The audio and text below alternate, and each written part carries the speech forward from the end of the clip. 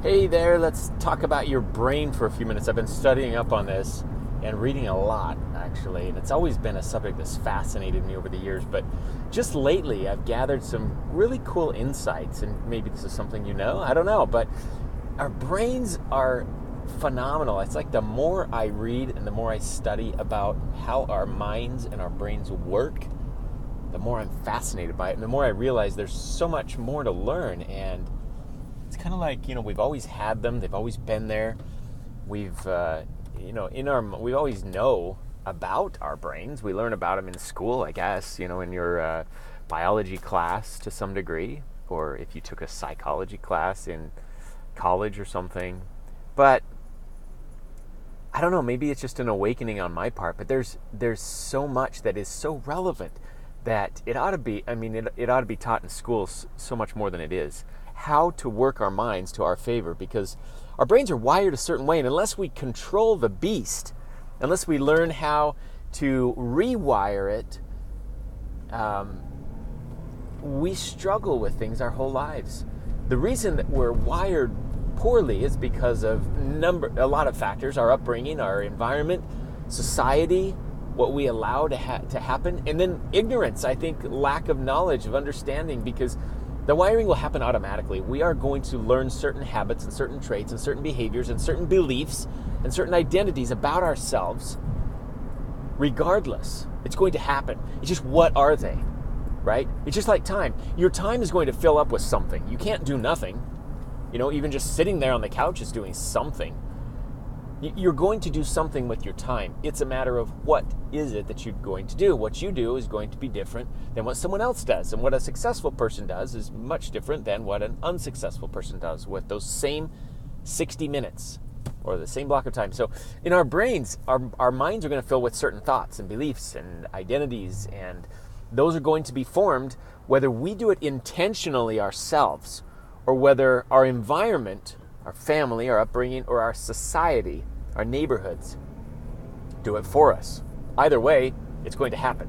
You cannot have a computer. A computer has the software. So in that analogy, our conscious mind is the computer. It's the hardware, right? It's all the tactical, logistical things. And when you have a hardware, you have physical, tactical things that you create with your computer. The mouse, the clicking, the tactical action of a hard drive being there, the physical. Anyways, you get it. So the software, that's your subconscious mind. That's what runs everything on autopilot. You see, you have billions and billions, I don't even know how many, so don't quote me on this, but billions and billions and trillions, I think it is, of cells throughout your body, and it's regenerating constantly. So cells, I heard it was something like 10,000 cells die every, I'm so bad with stats. Every minute, I want to say. 10,000 cells die, and the next minute, 10,000 cells replenish, because your body is constantly replenishing itself. Something tells your body to do that. It doesn't just do it. That's your subconscious mind. So your subconscious mind controls all of these actions that you don't even know you're aware of. Your heart's beating, right? If it wasn't, you wouldn't be listening to me right now, so I know this to be a fact. Well, what is causing your heart to beat? What is making it beat? Your subconscious mind controls that action. So anything that happens on autopilot is subconscious, okay? Conscious mind is what we think about, okay? That's creativity and our thoughts and our to-do lists, tactical things that are very cerebral. We're thinking about it. We're involved. It's very top of mind. And that's your conscious mind.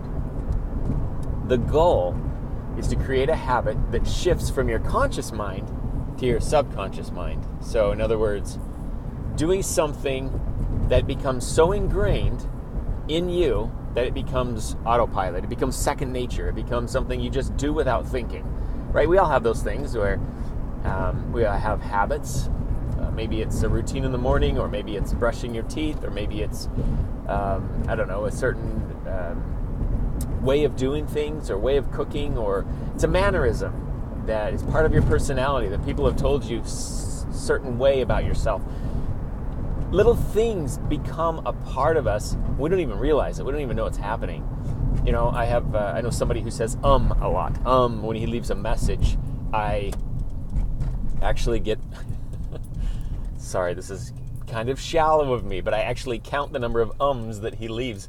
And I don't even pay attention to the message that he leaves because he says so often. He's like, and this, and then this, and nicest guy in the world. I love him to pieces, but he's just an ummer. You know any ummers? I do it sometimes too. So now I'm going to be conscious of it. Hope I haven't been saying it up until now. I think I say anyways a lot. Anyways. So we all have our things, our little mannerisms that just become part of us. And that is the subconscious mind taking over and running that thing on autopilot. Now, here's the good news. The good news is you can change your subconscious mind. You have control over it. Most people don't realize they have control over it because it's like the 800-pound gorilla versus the fly on its butt, right? Your conscious mind. It actually, 96 to 98% of what's going on in our minds and our brains is subconscious related. So 2 to 4% is our conscious mind, what we actually know exists. So the rest of it is happening without us even knowing, without us even being aware that it's going on. It's just automated. So what we don't understand, most of us as a society, is how to control the beast we call the subconscious mind. If it really does take up that much activity of your brain, don't we want to do something about it? If it's responsible for 98% of everything that goes on up here, don't you think it would be worthwhile to tap into that a little bit and say, you know, maybe if I could control a little bit of that, I could affect my life in a big way? Well, yeah, that's exactly true. And that's what people have done, these successful people that talk about routines and habits and mindset and mindfulness, right? Mindfulness,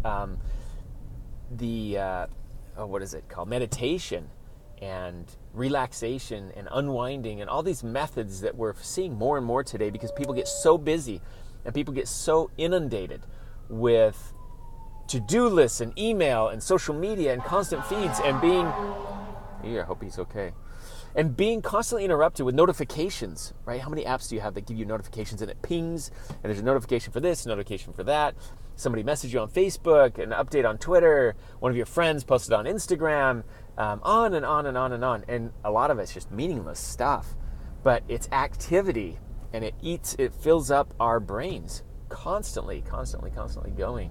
And more studies are coming out about the power, because our minds are shifting, our minds are changing and evolving.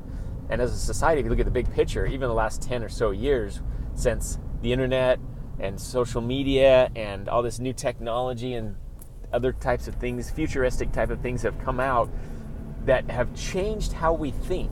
You know, when I was a kid, we used to have to memorize all of our friends' phone numbers. I just pick up the phone now and push a button. I've outsourced my brain, right? Everything is, you don't have to remember things. I don't have to stop at a gas station and ask for directions anymore.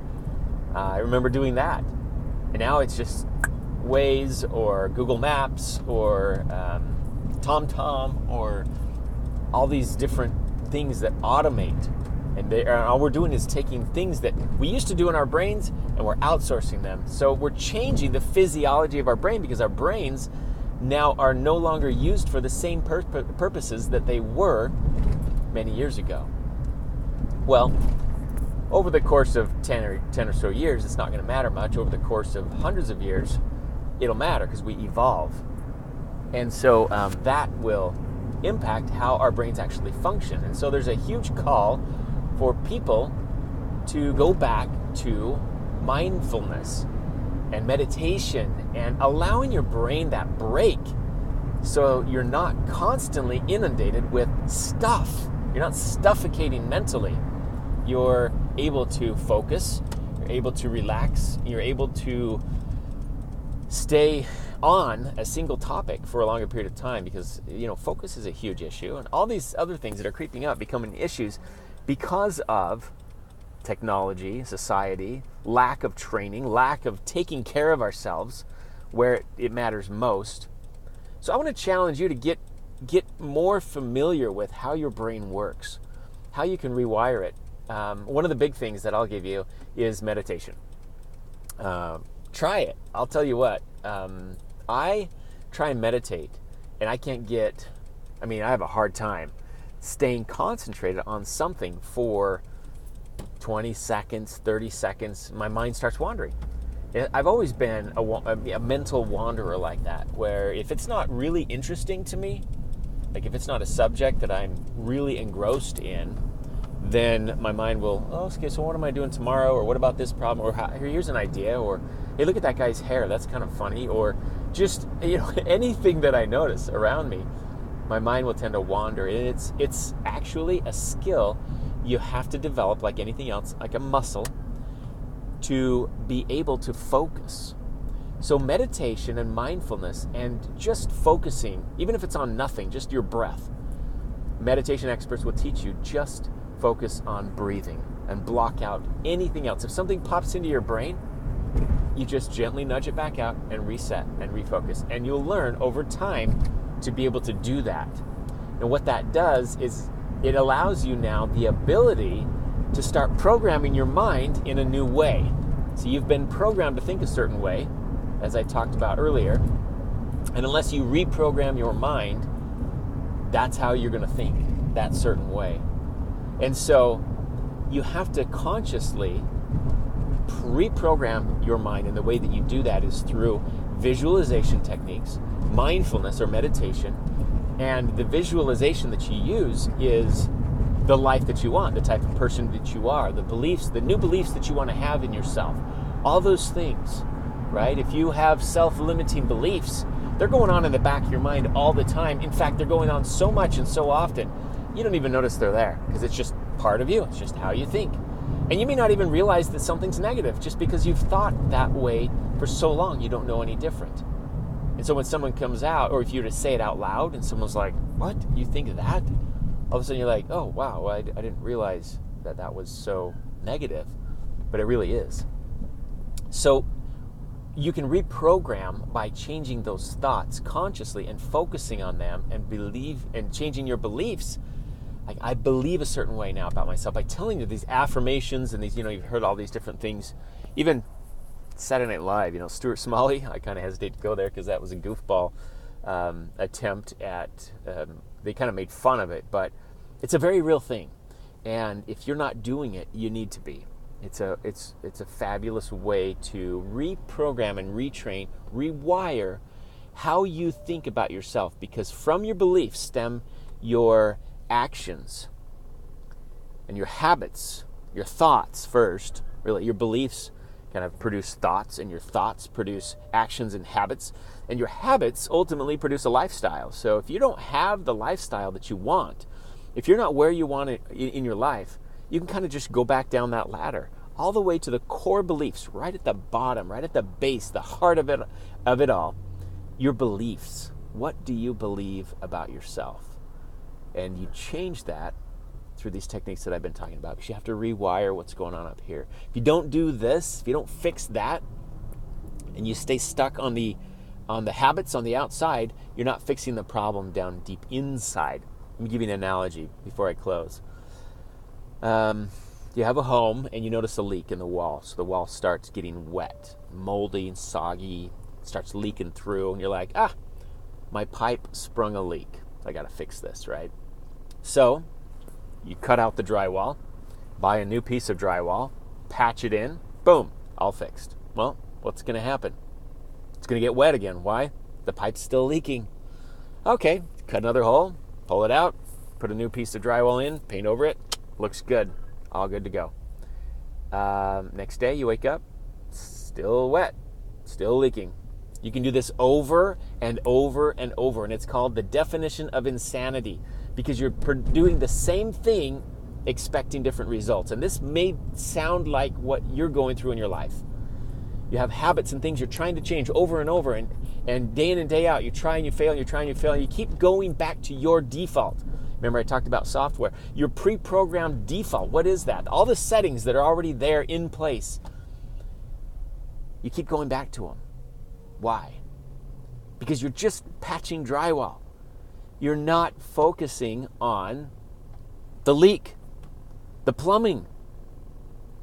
It's just going to get wet again. It's just going to have to get cut out of the, you're just going to have to cut another hole out of the wall and replace the drywall again, unless you get a plumber or you go in there and you patch up the pipe, you cut it and I'm not a plumber, I don't know but fixing that piping so that the leak is taken care of. So the leak stops. Now we can focus on the drywall. So before you keep working on your habits, go deeper into your beliefs, your identity. What do you think about yourself? What is your self-worth? How valuable are you in your mind? Once you get a hold of that, now focus on your habits. Now focus on your actions and your daily to-do lists and your productivity hacks and tips and all these things. When you get this right, this foundation right, all those things, when you start working on them and you fix them one by one, they'll stay fixed because the leak is gone. All right, I hope that helps. That's my thoughts on your brain right up here. It's everything. It really is. It is so much. And the more I learn, the more fascinated I am by it. Take that with a grain of salt.